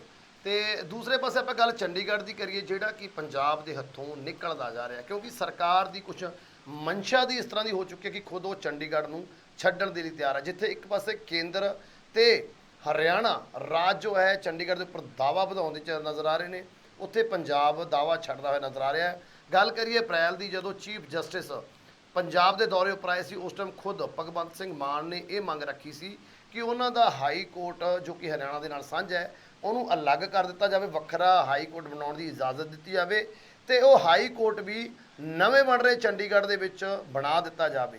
ਕਿਵੇਂ ਦੇਖ ਰਹੇ ਹੋ ਜੋ ਕਿ ਆਪਣੇ ਚੰਡੀਗੜ੍ਹ ਦੇ ਉੱਪਰੋਂ ਦਾਅਵਾ ਪਿੱਛੇ ਖਿੱਚਦੇ ਨਜ਼ਰ ਆ ਰਹੇ ਨੇ? ਹਾਈ ਕੋਰਟ ਜੋ ਕਿ ਵਿਰਾਸਤ ਹੈਗੀ ਇਸ ਟਾਈਮ ਪੰਜਾਬ ਤੇ ਹਰਿਆਣਾ ਦੀ ਸਾਂਝੀ, ਉਸ ਦੇ ਉੱਪਰੋਂ ਵੀ ਦਾਅਵਾ ਛੱਡਦੇ ਨਜ਼ਰ ਆ ਰਹੇ ਨੇ। ਕਿਵੇਂ ਦੇਖ ਰਹੇ ਹੋ ਉਸ ਪੂਰੇ ਮਾਮਲੇ ਨੂੰ ਕਿ ਬੈਕਫੁੱਟ ਦੇ ਉੱਪਰ ਆਉਂਦੀ ਹੋਈ ਸਰਕਾਰ ਨਜ਼ਰ ਆ ਰਹੀ ਹੈ ਚੰਡੀਗੜ੍ਹ ਦੇ ਮਾਮਲੇ ਦੇ ਵਿੱਚ? ਲਖਵਿੰਦਰ ਜੀ, ਬਹੁਤ ਦੁੱਖ ਦੀ ਗੱਲ ਹੈ, ਬਹੁਤ ਅਫਸੋਸ ਦੀ ਗੱਲ ਹੈ। ਮੇਰੇ ਕੋਲ ਸ਼ਬਦ ਨਹੀਂ ਹੈ ਕੋਈ। ਸਾਡੇ ਜਿੰਨੇ ਵੀ ਪੋਲੀਟੀਸ਼ੀਅਨ, ਨੇਤਾ ਜਾਂ ਸਾਡੇ ਆਗੂ ਆਏ ਨੇ, ਉਹਨਾਂ ਨੂੰ ਪਤਾ ਨਹੀਂ ਉਹਨਾਂ ਦੀ ਸੋਚ ਨੂੰ ਕੀ ਪੈ ਜਾਂਦਾ ਹੈ। ਉਹ ਆਪਣੇ ਜਿਹੜੇ ਹੱਕੀ ਮੰਗਾਂ ਨੇ, ਜਿਹੜੇ ਉਹਨਾਂ ਦੇ ਰਾਈਟਸ ਨੇ, ਉਹਨਾਂ ਨੂੰ ਭੁੱਲਦੇ ਜਾਂਦੇ ਨੇ। ਜਦੋਂ ਜਿੰਨੇ ਵੀ ਸੂਬੇ ਅੱਜ ਤੱਕ ਹਿੰਦੁਸਤਾਨ ਦੇ ਵਿੱਚ ਬਣੇ ਨੇ, ਜਿਹੜੇ ਸੂਬੇ ਦੇ ਵਿੱਚੋਂ ਦੂਜਾ ਸੂਬਾ ਟੁੱਟ ਕੇ ਜਾਂਦਾ ਹੈ, ਉਹਨੂੰ ਆਪਣੀ ਅਲੱਗ ਰਾਜਧਾਨੀ ਬਣਾਉਣੀ ਪੈਂਦੀ ਹੈ। ਲੇਕਿਨ ਜਿਹੜਾ ਸੂਬੇ ਦੇ ਨਾਲ ਟੁੱਟ ਗਿਆ ਦਾ ਅਸਲੀ ਰਾਜਧਾਨੀ ਜੋ ਵੀ ਉਸ ਟਾਈਮ ਮੌਜੂਦ ਹੈ, ਉਹ ਉਸੇ ਸੂਬੇ ਦੇ ਵਿੱਚ ਹੁੰਦਾ ਹੈ। ਲੇਕਿਨ 66 ਦੇ ਵਿੱਚ ਪੰਜਾਬੀ ਸੂਬੇ ਦੇ ਫੈਸਲਾ ਹੋਇਆ ਸੀ 60-40 ਦੀ ਰੇਸ਼ੋ ਦੇ ਨਾਲ। ਇਹ ਜਿਹੜਾ ਹੈ ਤੁਹਾਡੇ ਇੱਥੇ ਅਫਸਰਾਂ ਦੀ ਭਰਤੀ ਹੋਊਗੀ, ਦੋਨਾਂ ਦੇ ਜਿਹੜੇ ਐਡਮਿਨਿਸਟ੍ਰੇਸ਼ਨ ਹੋਊਗੀ, ਤੇ 10 ਸਾਲ ਬਾਅਦ ਜਿਹੜਾ ਹਰਿਆਣਾ ਹੈ ਇਹ ਆਪਣੀ ਰਾਜਧਾਨੀ ਆਪ ਬਣਾਊਗਾ। ਉਸ ਟਾਈਮ ਕਿਹਾ ਸੀ 66 ਦੇ ਵਿੱਚ ਤੁਹਾਨੂੰ 10 ਕਰੋੜ ਰੁਪਈਆ ਅਸੀਂ ਦੇਵਾਂਗੇ। 10 ਕਰੋੜ ਦੇ ਉੱਤੇ ਸੀ 10 ਕਰੋੜ ਰੁਪਈਆ ਕਰਜ਼ਾ ਲੈ ਸਕਦੇ। ਲੇਕਿਨ 10 ਕਰੋੜ ਜੇ ਅੱਜ ਗਈ 10 ਕਰੋੜ ਨਹੀਂ, ਉਸ ਟਾਈਮ ਦਾ ਤਕਰੀਬਨ 2000 ਕਰੋੜ ਤੋਂ ਵੀ ਵੱਧ ਦਾ ਹੋਊਗਾ। ਪਰ ਉਹ ਲਾਰਾ ਲੱਪਾ ਲਾਈ ਰੱਖਦੀ, ਡੰਗ ਬੇਲੜਾ ਹੌਲੀ ਹੌਲੀ ਟਪਾਈ, ਉਹ ਹਰਿਆਣਾ ਟਪਾਉਂਦਾ ਰਿਹਾ। ਹੌਲੀ ਹੌਲੀ ਆ ਕੇ ਹੁਣ ਇੱਥੇ ਆ ਗਿਆ ਕਿ ਸਾਨੂੰ ਤੁਸੀਂ ਜਿਹੜੀ ਹੈ ਸਾਡਾ ਹਾਈ ਕੋਰਟ ਚੰਡੀਗੜ੍ਹ ਦੇ ਵਿੱਚ ਹੀ ਬਣਾ ਦਿਓ। ਦੱਸੋ ਕਿ ਇਹ ਹਾਈ ਕੋਰਟ ਕਿਹੜਾ ਉਹਨਾਂ ਨੂੰ ਦੰਦੀ ਵੱਢਦਾ? ਜਿੱਥੇ ਤੁਸੀਂ ਪੰਜਾਬ ਦੇ ਵਿੱਚ ਚੰਡੀਗੜ੍ਹ 'ਚ ਹੱਕਦੰਬੀ ਬੈਠੇ ਹੋ, ਤਾਂ ਹਾਈ ਕੋਰਟ ਵਧੀਆ ਬਿਲਡਿੰਗਾਂ, ਸਾਰੇ ਜੱਜ ਦੋ ਸੂਬਿਆਂ ਦੇ ਉੱਤੇ ਬੈਠ ਕੇ ਜਿਹੜੇ ਨੇ ਫੈਸਲੇ ਕਰਦੇ ਨੇ, ਉਹਨਾਂ ਨੇ ਮੰਗਿਆ। ਪਰ ਬਹੁਤ ਹੀ ਇਸ ਨਾਲੋਂ ਵੀ ਮਾੜੀ ਗੱਲ ਜਿਹੜੀ ਸਾਡੇ ਮੁੱਖ ਮੰਤਰੀ ਭਗਵੰਤ ਮਾਨ ਨੇ ਜਦੋਂ ਜਸਟਿਸ ਆਏ ਸੀਗੇ ਚੰਡੀਗੜ੍ਹ, ਉਹਨਾਂ ਨੂੰ ਇਹਨਾਂ ਨੇ ਕਿਹਾ ਕਿ ਸਾਡਾ ਰਾਜ ਜਿਹੜਾ ਹਾਈ ਕੋਰਟ ਹੈ, ਸਾਡਾ ਵੀ ਨਵਾਂ ਜਿਹੜਾ ਚੰਡੀਗੜ੍ਹ ਅਸੀਂ ਬਣਾ ਰਹੇ, ਉੱਥੇ ਸਾਨੂੰ ਬਣਾਉਣ ਦੀ ਆਗਿਆ ਦਿੱਤੀ ਜਾਵੇ। ਦੱਸੋ ਅਸੀਂ ਆਪਣੇ ਹੱਕ ਆਪ ਹੀ ਛੱਡਦੇ ਜਾ ਰਹੇ ਹਾਂ। ਸਭ ਤੋਂ ਪਹਿਲਾਂ ਅਸੀਂ ਹੱਕ ਉਹ ਛੱਡਦਾ ਜਿਹੜਾ BMB ਦਾ ਵਿੱਚ ਸਾਡੇ ਭਰਤੀ ਸਾਡੀ ਹੁੰਦੀ ਸੀ, ਪੰਜਾਬ ਤੇ ਹਰਿਆਣੇ ਦਾ ਦੋਨਾਂ ਦਾ, ਉੱਥੇ ਰੇਸ ਹੋਣ ਨਾਲ ਅਫਸਰ ਸਨ। ਉਹ ਚੁੱਪ ਚਪੀਤੇ ਦਿੱਲੀ ਨੇ ਆਪਣਾ ਕਬਜ਼ਾ ਕਰ ਲਿਆ ਤੇ ਉਹ ਕਿਹਾ ਵੀ ਅਸੀਂ ਜਿੱਥੇ ਮਰਜ਼ੀ ਸਟੇਟ ਤੋਂ ਅਫਸਰ ਲੈ ਆਈਏ, ਤੁਹਾਡਾ ਕੋਈ ਦੇ ਉੱਤੇ ਨਹੀਂ। ਨੰਬਰ 2, ਚੰਡੀਗੜ੍ਹ ਜਿਹੜੀ ਪੰਜਾਬ ਯੂਨੀਵਰਸਿਟੀ ਸੀ, ਇਹਨੂੰ ਸੈਂਟਰ ਯੂਨੀਵਰਸਿਟੀ ਬਣਾ ਕੇ ਇਹਦੇ ਉੱਤੇ ਆਪਣਾ ਹੱਕ, ਜਦੋਂ ਕਿ ਇਹ ਪੰਜਾਬ ਦੇ ਪੁੰਡਗੜ ਤੋਂ ਪਹਿਲਾਂ ਲਾਹੌਰ ਯੂਨੀਵਰਸਿਟੀ ਤੋਂ ਬਦਲ ਕੇ ਇੱਥੇ ਆਈ ਸੀ। ਇਹਦੇ ਉੱਤੇ ਪੰਜਾਬ ਦਾ ਹੱਕ ਸੀ, ਇਹ ਦੱਬਣਾ ਚਾਹ ਰਿਹਾ ਹੈ। ਤੀਜਾ, ਜਿਹੜੇ ਚੰਡੀਗੜ੍ਹ ਦੇ ਮੁਲਾਜ਼ਮ ਸੀ ਉਹਨਾਂ ਉੱਤੇ ਸਿੱਧਾ ਇਹਨਾਂ ਦਾ ਕੰਟਰੋਲ ਇਹਨਾਂ ਨੇ ਆਪਣਾ ਕਰ ਲਿਆ। ਚੌਥਾ, ਜਿਹੜਾ ਇਹਨਾਂ ਦਾ 15 ਕਿਲੋਮੀਟਰ ਦਾ ਬਾਰਡਰ ਤੋਂ BSF ਜਿਹੜੀ ਸੀ ਉਹ ਕੋਈ ਵੀ ਸਰਚ ਆਪਰੇਸ਼ਨ ਕਰ ਸਕਦੀ ਸੀ 15 ਕਿਲੋਮੀਟਰ ਤੱਕ, ਉਹ ਕੋਈ ਵੀ ਆਪਣੀ ਕਾਰਵਾਈ। ਹੁਣ ਉਹਨਾਂ ਨੇ ਉਹ 15 ਤੋਂ ਵਧਾ ਕੇ ਹੁਣ ਉਹ 50 ਕਿਲੋਮੀਟਰ ਕਰਤਾ, ਉਹ ਕਬਜ਼ਾ। ਹੁਣ ਜਿਹੜਾ ਪੰਜਵਾਂ ਹੋਰ ਜਿਹੜੀ ਆ ਭਰਤੀ ਕਰ ਰਹੇ ਨੇ ਨੌਜਵਾਨਾਂ ਦੀ, ਕੀ ਕਹਿੰਦੇ ਇਹਨਾਂ ਨੂੰ, ਅਗਨੀਪਥ ਜੀ, ਅਗਨੀਪਥ ਦੇ ਵਿੱਚ ਵੀ ਸਾਡੇ ਨੌਜਵਾਨਾਂ ਨੂੰ ਗੁੰਮਰਾਹ ਕਰ ਰਹੇ। 17 ਸਾਲ ਤੋਂ 21 ਸਾਲ ਦਾ, ਦੱਸੋ ਜੋ ਨੌਕਰੀ ਕਰੂਗਾ ਉਹ 4 ਸਾਲ ਬਾਅਦ ਆ ਕੇ ਕੀ ਕਰੂਗਾ? ਕਿ ਅੱਜ ਤੱਕ ਕਦੇ ਠੇਕੇ ਦੇ ਉੱਤੇ ਫੌਜਾਂ ਹੋਈਆਂ ਨੇ? ਇਹ ਕਿਸੇ ਦੇਸ਼ ਦੇ ਵਿੱਚ ਨਹੀਂ ਕਿਸੇ ਦੇਸ਼ ਦੀ ਫੌਜ ਠੇਕੇ ਤੇ ਲੜਦੀ ਹੋਵੇ। ਤੇ ਠੇਕੇ ਦੇ ਵਾਲੇ ਦਾ ਇਹੀ ਪਤਾ ਹੁੰਦਾ ਕਿ ਮੈਨੂੰ ਹੁਣ ਅੱਗੇ ਪੈਸੇ ਮਿਲਣਗੇ ਨਹੀਂ ਮਿਲੂਗੇ। ਇਹ ਜਿਹੜਾ ਫੈਸਲਾ, ਇਹ ਇਦਾਂ ਦੇ ਫੈਸਲੇ ਜਿਹੜੇ ਥੋਪੇ ਜਾ ਰਹੇ ਨੇ। ਹਾਲਾਂਕਿ ਪੰਜਾਬ ਸਰਕਾਰ ਨੇ ਇਹਦੇ ਉੱਤੇ ਆਪਣਾ ਮਤਾ ਵੀ ਪਾਤਾ ਹੈ, ਲੇਕਿਨ ਮਤੇ ਤਾਂ ਇਹਨਾਂ ਨੇ ਬਹੁਤ ਪਾਏ ਨੇ। ਮਤਿਆਂ ਦਾ ਕੀ ਅਸਰ ਹੁੰਦਾ ਕੀ ਨਹੀਂ ਹੁੰਦਾ, ਜਦ ਤੱਕ ਕੋਈ ਠੋਸ ਸਟੈਂਡ ਇਹਦੇ ਉੱਤੇ ਨਹੀਂ ਲੈਂਦਾ, ਹੌਲੀ ਹੌਲੀ ਪੰਜਾਬ ਕਿਰਦਾ ਜਾ ਰਿਹਾ ਹੈ। ਹੌਲੀ ਹੌਲੀ ਪੰਜਾਬ ਨੂੰ ਛੂ ਕੇ ਟੁਕੜੇ ਕੀਤੇ ਜਾ ਰਹੇ ਹੈ। ਜਿਵੇਂ ਗੁੜ ਦੀ ਭੇਲੀ ਹੁੰਦੀ ਹੈ, ਭੇਲੀ ਤੋਂ ਫਿਰ ਅੱਧੀ ਰਹਿ ਜਾਂਦੀ ਹੈ, ਅੱਧੀ ਤੋਂ ਰੋੜੀ ਰਹਿ ਜਾਂਦੀ ਹੈ, ਉਹ ਰੋੜੀ ਤੋਂ ਫਿਰ ਜਮੀ ਹੋ ਜਾਂਦੀ ਹੈ। ਕਿ ਉਹ ਹਾਲ ਨਾ ਹੋਵੇ, ਸਾਡਾ ਪੰਜਾਬ ਇੱਕ ਪੰਜਾਬੀ ਸੂਬਾ ਨਹੀਂ, ਪੰਜਾਬੀ ਸੂਬੀ ਬਣ ਕੇ ਰਹਿ ਜਾਵੇ। ਇਹ ਇਸ ਲਈ ਦੂਜਾ, ਸਾਡਾ ਹੁਣ ਕੰਟਰੋਲ ਜਿਹੜਾ ਹੈ, ਜਦੋਂ ਭਗਵੰਤ ਮਾਨ ਜੀ ਨੇ ਕਿਹਾ ਕਿ ਸਾਡਾ ਇਹਦਾ ਕੰਟਰੋਲ ਵੀ ਦਿੱਲੀ ਅੰਦਰ ਹੈ। ਹੁਣ ਦਿੱਲੀ ਤੋਂ ਜਿਹੜੇ ਫੈਸਲੇ ਆ ਰਹੇ ਨੇ, ਦਿੱਲੀ ਤੋਂ ਪਹਿਲਾਂ BJP ਦੇ ਫੈਸਲੇ ਉਹ ਵੀ ਦਿੱਲੀ ਤੋਂ ਆਉਂਦੇ ਨੇ, ਅਤੇ ਕਾਂਗਰਸ ਦੇ ਫੈਸਲੇ ਉਹ ਵੀ ਦਿੱਲੀ ਤੋਂ ਆਉਂਦੇ ਨੇ, ਅਤੇ ਜਿਹੜੇ ਆਪ ਦੇ ਫੈਸਲੇ ਉਹ ਵੀ ਦਿੱਲੀ ਤੋਂ ਆਉਂਦੇ ਨੇ। ਹੁਣ ਜਿਹੜੀ ਸੂਬਾਈ ਪਾਰਟੀਆਂ ਸੀ, ਸ਼੍ਰੋਮਣੀ ਅਕਾਲੀ ਦਲ, ਇਹ ਵਿਚਾਰਾ ਅਕਾਲੀ ਦਲ ਵੀ ਹੁਣ ਬਿਲਕੁਲ ਸੁੰਗੜ ਕੇ ਰਹਿ ਗਿਆ। ਉਹਨਾਂ ਨੇ ਵੀ ਜਿਹੜੀ ਹੈ ਰਾਸ਼ਟਰਪਤੀ ਚੋਣ ਦੇ ਲਈ ਇਹਨਾਂ ਦੇ ਮਦਦ ਕੀਤੀ ਹੈ। ਹਾਲਾਂਕਿ ਅੱਜ ਤੱਕ ਇਹ ਇਲਾਕਾਈ ਪਾਰਟੀਆਂ ਦੇ ਨਾਲ ਖੜਦਾ ਰਿਹਾ, ਓਪੋਜੀਸ਼ਨ ਦੇ ਨਾਲ ਖੜਦਾ ਰਿਹਾ, ਜਦੋਂ ਕਿ ਓਪੋਜੀਸ਼ਨ ਦਾ ਕੈਂਡੀਡੇਟ ਜਸਵੰਤ ਸਿਨਹਾ ਜਿਹੜਾ ਸੀਗਾ, ਚਾਹੇ ਉਹ ਜਿੱਦਾ ਚਾਹੇ ਹਾਰਦਾ, ਉਹਨਾਂ ਦੇ ਨਾਲ ਇਹਨਾਂ ਨੂੰ ਖੜਨਾ ਚਾਹੀਦਾ ਸੀ। ਕਿਉਂਕਿ ਓਪੋਜੀਸ਼ਨ ਦਾ ਰੋਲ ਹਮੇਸ਼ਾ ਓਪੋਜੀਸ਼ਨ ਦੇ ਵਿੱਚ ਬੈਠ ਕੇ ਹੀ ਉਹਦੀ ਬਣਦੀ ਹੈ। ਲੇਕਿਨ ਇਹਨਾਂ ਦੀ ਜਿਹੜੀ ਆਪਸ ਦੇ ਵਿੱਚ ਯਾਰੀ ਟੁੱਟੀ ਤਾਂ ਲਵਾ ਤੇ ਤਖਤੇ ਟੁੱਟ ਗਈ, ਚਗਾਠ ਪਟਲੀ ਵਾਲੀ ਗੱਲ ਹੋ ਗਈ ਹੈ। ਉਹ ਇੱਕ ਫੋਨ ਆਇਆ ਨੱਡਾ ਸਾਹਿਬ ਦਾ ਕਿ ਰਾਸ਼ਟਰਪਤੀ ਦੀ ਚੋਣ ਹੈ, ਤੁਸੀਂ ਦੂਜੇ ਦਿਨ ਬੁਲਾ ਕੇ ਇਹਨਾਂ ਨੇ PAC ਦੀ ਮੀਟਿੰਗ ਤੇ ਕਿਹਾ ਹਾਂ ਜੀ ਸਾਡਾ ਫੈਸਲਾ ਹੈ। ਕਿਉਂਕਿ ਉਹ ਵੀ ਚਾਹੁੰਦੇ ਸੀਗੇ, ਇਹ ਵੀ ਚਾਹੁੰਦੇ ਸੀ ਕਿ ਸਾਡੀ ਯਾਰੀ ਹਟ ਕੇ ਜੁੜੇ। ਇਹ ਯਾਰੀ ਜੋੜ ਦਾ ਇੱਕ ਵਧੀਆ ਤਰੀਕਾ, ਹੱਲ, ਰਸਤਾ ਲੱਭ ਗਿਆ। ਇਹ ਯਾਰੀ ਆਪਣੀ ਰਾਜਨੀਤੀ ਪਗਾਉਣ ਦੇ ਲਈ, ਪੰਜਾਬ ਨੂੰ ਖੇਰੂ ਕਰਨ ਦੇ ਲਈ ਕੋਈ ਵੀ ਪਾਰਟੀ ਪਿੱਛੇ ਨਹੀਂ। ਸਾਰੀਆਂ ਪਾਰਟੀਆਂ ਆਪਣਾ ਪੂਰਾ ਰੋਲ ਨਿਭਾ ਰਹੇ ਨੇ ਕਿ ਪੰਜਾਬ ਨੂੰ ਕਿਵੇਂ ਖਤਮ ਕੀਤਾ ਜਾਵੇ। ਜਿਵੇਂ ਕਿ ਹੁਣ ਤੁਸੀਂ ਇਹ ਉਦਾਹਰਨਾਂ ਦਿੱਤੀਆਂ ਨੇ, ਅਗਨੀਪਥ ਦੀ ਉਦਾਹਰਨ ਦਿੱਤੀ ਹੈ, ਤੁਸੀਂ BBMB ਦੀ ਉਦਾਹਰਨ ਦਿੱਤੀ ਹੈਗੀ, ਤੇ ਤੁਸੀਂ ਚੰਡੀਗੜ੍ਹ ਹਾਈ ਕੋਰਟ ਦੀ ਉਦਾਹਰਨ ਦਿੱਤੀ ਹੈ। ਸੋ ਇਹ ਲੱਗ ਰਿਹਾ ਵੀ ਆਉਣ ਵਾਲੇ ਸਮੇਂ ਦੇ ਵਿੱਚ ਪੰਜਾਬ ਦੇ ਹੱਥੋਂ ਚੰਡੀਗੜ੍ਹ ਵੀ ਨਿਕਲਦਾ ਹੋਇਆ ਨਜ਼ਰ ਆਏਗਾ। ਸੋ ਖਾਨਪੁਰ ਸਾਹਿਬ, ਤੁਸੀਂ ਗੱਲਬਾਤ ਕਰਨ ਦੇ ਲਈ ਸਾਡੇ ਨਾਲ ਜੁੜੇ, ਉਹਦੇ ਲਈ ਤੁਹਾਡਾ ਬਹੁਤ ਬਹੁਤ ਧੰਨਵਾਦ। ਮਾਨ ਸਾਹਿਬ, ਤੁਹਾਡਾ ਵੀ ਬਹੁਤ ਧੰਨਵਾਦ। ਸਮੁੱਚੇ ਪੰਜਾਬੀ ਮੀਡੀਆ ਸੁਣ ਰਹੇ ਸਮੁੱਚੇ ਧੰਨਵਾਦ। ਵਾਹਿਗੁਰੂ ਜੀ ਕਾ ਖਾਲਸਾ, ਵਾਹਿਗੁਰੂ ਜੀ ਕੀ ਫਤਿਹ। ਸੋ ਇਹ ਸਨ ਸਿੱਖ ਵਿਦਵਾਨ ਸਰਦਾਰ ਖਾਨਪੁਰ ਸਾਹਿਬ, ਵੜਿੰਗ ਸਾਹਿਬ, ਤੇ ਜਿਨ੍ਹਾਂ ਦੇ ਵੱਲੋਂ ਅਹਿਮ ਜਾਣਕਾਰੀ ਅੱਜ ਦਿੱਤੀ ਗਈ ਹੈ। ਖਾਸ ਤੌਰ ਤੇ ਬੇਅਦਬੀ ਮਾਮਲੇ ਦੇ ਉੱਪਰ ਵਿਸਥਾਰ ਦੇ ਨਾਲ ਚਰਚਾ ਕੀਤੀ ਗਈ ਸਰਦਾਰ ਪ੍ਰੀਤਮ ਸਿੰਘ ਖਾਨਪੁਰ ਵੜਿੰਗ ਸਾਹਿਬ ਵੱਲੋਂ। ਸੋ ਤੁਹਾਨੂੰ ਇਹ ਚਰਚਾ ਕਿਵੇਂ ਲੱਗੀ ਸਾਨੂੰ ਕਮੈਂਟ ਕਰਕੇ ਜ਼ਰੂਰ ਦੱਸਿਓ। ਅਗਲੇ ਪ੍ਰੋਗਰਾਮ ਵਿੱਚ ਫਿਰ ਤੋਂ ਸਾਡੀ ਹੋਏਗੀ ਮੁਲਾਕਾਤ। ਉਦੋਂ ਤੱਕ ਸਾਨੂੰ ਦੇ ਇਜਾਜ਼ਤ। ਧੰਨਵਾਦ।